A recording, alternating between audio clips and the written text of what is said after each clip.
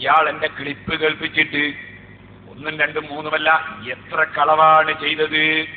ഞാൻ ഒന്ന് രണ്ടെണ്ണം സ്റ്റേബിളിന് വേണ്ടി നിങ്ങൾക്ക് കാണിക്കുകയാണ്. ഞാൻ ഒരു ക്ലിപ്പ് വെച്ചിട്ട് മൗലവിന്റെ വിഷയങ്ങൾ പിടിച്ച് ജനങ്ങളെ കേൾപ്പിച്ചു. അതെന്താണ്?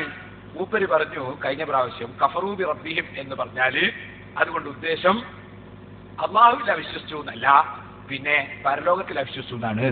അപ്പൊ ഞാൻ ചോദിച്ചപ്പോ റബ്ബനാ അതിനാ ഫിദ്ദുനിയ ഹസന എന്ന് പറഞ്ഞാൽ പരലോകമേ ഗുണം തരണേ എന്നാണോ, റബ്ബ് തന്നെ പരലോകമാണോ എന്ന് ഞാൻ ചോദിച്ചത് നിങ്ങൾക്ക് ഓർമ്മ ഉണ്ടാവും. അതിന്റെ മൂപ്പര് ഇപ്രാവശ്യം എന്താ ചെയ്തോ, എന്റെ പ്രസംഗത്തിന്റെ ക്ലിപ്പ് ആദ്യ ഭാഗം എടുത്ത് ബേക്കിലിട്ടിട്ട് ബേക്കിലുള്ള ഭാഗം എടുത്ത് അപ്പുറത്തിട്ട് മധ്യത്തിലുള്ള ഭാഗം കട്ടളഞ്ഞിട്ട് മൂപ്പര് ക്ലിപ്പ് ഉണ്ടാക്കിയിട്ട് 3 പ്രാവശ്യം അത് കേൾപ്പിച്ചിട്ട് പേരോടങ്ങനെയാക്കി പറഞ്ഞിട്ട് മൂപ്പര് കുറെ കളി കളിച്ചു. അത് നിങ്ങളൊക്കെ ഒന്ന് മനസ്സിലാണെങ്കിൽ ഒന്ന് ശരിക്കൊന്ന് മനസ്സിലായിക്കോളി. മൗലവിന്റെ ആ അടവുകൾ പൊട്ടിപ്പൊളിയുന്നത് കണ്ടോളൂ. മൗലവിയുടെ അടവുകൾ പൊട്ടിപ്പൊളിയുന്നത് കണ്ടോളൂ. അട്ടിമറികൾ പൊട്ടിത്തകരുന്നത് കണ്ടോളൂ. ഒന്ന് വെച്ചു കൊടുക്കുവാനെ ഫസ്റ്റ് ആദ്യം പറഞ്ഞു എന്നിട്ട് മൂപ്പര് പറയുന്നു ഒന്ന് വെച്ചു കൊടുക്ക്. പേരോട് ആദ്യം പറഞ്ഞു റബ്ബ് എന്ന് പറഞ്ഞാൽ മൗലവി അർത്ഥം വെച്ച് പരലോകാണ്. പേരോട് ആദ്യം പറഞ്ഞു റബ്ബ് എന്ന് പറഞ്ഞാൽ മൗലവി അർത്ഥം വെച്ച് പരലോകാണ്. പച്ചക്കള്ളാണ്. ആദ്യം ഞാൻ അങ്ങനെ പറഞ്ഞിട്ടില്ല. ആദ്യം പറഞ്ഞു എന്താണെന്ന് വെച്ചു കൊടുക്കുവാനെ എന്നെ ക്ലിപ്പ് വെച്ചു കൊടുക്കുക. ആദ്യം പറഞ്ഞു കഫറൂബി റബ്ബിഹിം എന്നല്ലേ ഖുർആൻ അല്ലാഹ് പറഞ്ഞു. അതിന് മൗലവി എന്ന് വെച്ച അർത്ഥം എന്താ? അള്ളാഹുവിൽ അവിശ്വസിച്ചു. മൗലവിന്റെ നേതാക്കന്മാർ വെച്ച അർത്ഥം എന്താ? നേതാക്കന്മാർ വെച്ച അർത്ഥം അക്കൂട്ട് തങ്ങളുടെ റബ്ബിൽ അവിശ്വസിച്ചവരത്രേ. റബ്ബ് തന്നെ അള്ളാഹ് തന്നെയാണല്ലോ. അപ്പോ നിങ്ങൾ എല്ലാരും വെച്ച അർത്ഥം കഫറൂബി റബ്ബിഹിം എന്നതിന് തങ്ങളുടെ റബ്ബിൽ അവിശ്വസിച്ചവരത്രേന്നാണ്. ഖുർആൻ അർത്ഥം പറയുമ്പോൾ അവരെങ്ങനെ ശരിയാലോക്ക് ഇനി അർത്ഥം വെച്ചത്? പിന്നെ ഇങ്ങോട്ടൊന്നും വ്യാഖ്യാനിച്ചിട്ട് വെക്കാക്കാണ് ഞാൻ സംഭവം. അപ്പൊ ഇത് ഞാൻ ആദ്യം പറഞ്ഞു, ഞാൻ ഇതാ പറഞ്ഞു. എന്റെ ക്ലിപ്പ് എടുത്ത് പരിശോധിക്കട്ടെ. ആര് പരിശോധിച്ചാൽ തെക്കില്ല. ആദ്യം ഞാൻ പറഞ്ഞു ഇതാണ്. പക്ഷേ മൂപ്പരെന്ത് ചെയ്തു? റബ്ബ് എന്ന് പറഞ്ഞാൽ മൗലവി അർത്ഥം വെച്ച് പരലോകാണെന്നാണ് ഞാൻ ആദ്യം പറഞ്ഞത്. മൂപ്പര് പറഞ്ഞു പച്ചക്കള്ളാണ്. സത്യത്തിൽ ആദ്യം ഞാൻ പറഞ്ഞു നിങ്ങളിപ്പോ കേട്ട വാചകമാണ്. എനിക്ക് കേട്ടോ മൗലവിന്റെ രണ്ടാം കളവ്.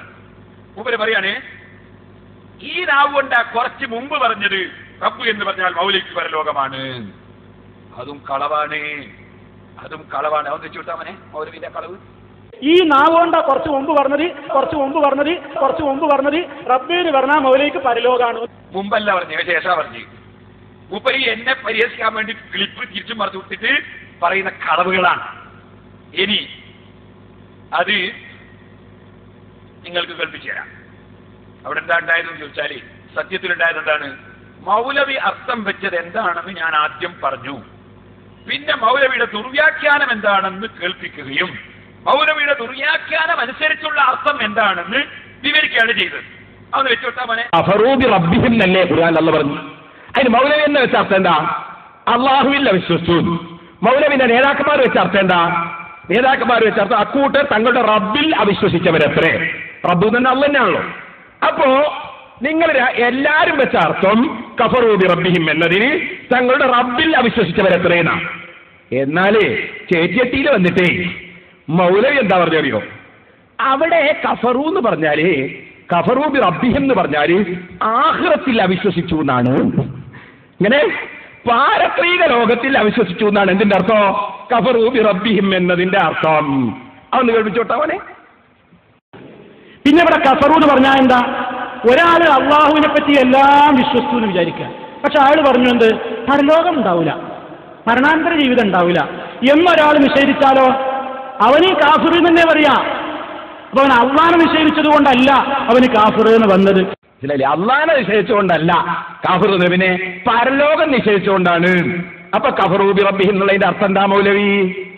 കഫറൂബി റബ്ബിഹിം അവർ പരലോകം കൊണ്ട് അവിശ്വസിച്ചവരത്രേ. എന്തേ നിങ്ങളെ പരിഭാഷയിൽ അങ്ങനെ എഴുതാതിരുന്നത്? എന്തേ നിങ്ങളെ പരിഭാഷയിൽ പരലോകം കൊണ്ട് അവിശ്വസിച്ചവര് എഴുതാതിരുന്നത്? നിങ്ങളെ നാവ് കൊണ്ട് എന്തേ അങ്ങനെ അർത്ഥം പറയാതിരുന്നത്? കണ്ടോ, നിങ്ങളെ നാവ് കൊണ്ട് എന്തേ അങ്ങനെ അർത്ഥം പറയാതിരുന്നത്? പിന്നെ വ്യാഖ്യാനിച്ച് ഇവിടക്കാക്കിയതാണ്. എന്നിട്ട് മൗലവി ഇവിടെ വന്നിട്ട് പച്ചക്കള്ളം പറയുന്നു. അത് വെച്ചോളൂ. മൗലവിയുടെ നേതാക്കന്മാർ വെച്ച അർത്ഥം എന്താ? റബ്ബിൽ വിശ്വസിച്ചു.